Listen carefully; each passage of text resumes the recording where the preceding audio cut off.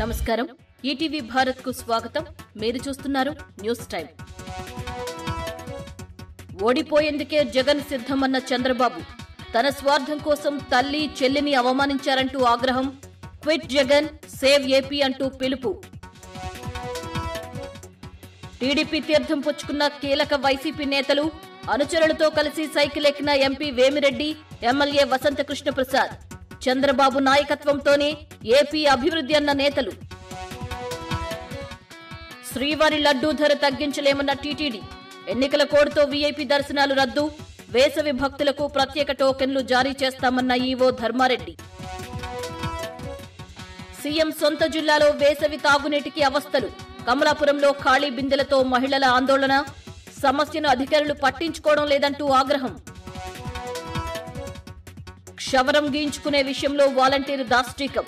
తనకంటే ముందుగా గడ్డం తీయించుకుంటున్నాడని దౌర్జన్యం. సగం గడ్డంతో వ్యక్తిని బయటకు తరిమేసిన వాలంటీర్.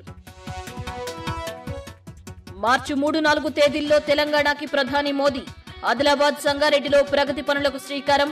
మోదీతో సీఎం రేవంత్ భేటీపై కొనసాగుతున్న ఊహాగానాలు.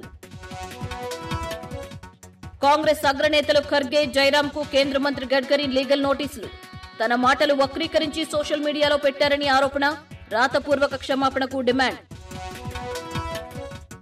రామేశ్వరం కేఫ్ బ్లాస్ట్ లో దర్యాప్తు ముమ్మరం.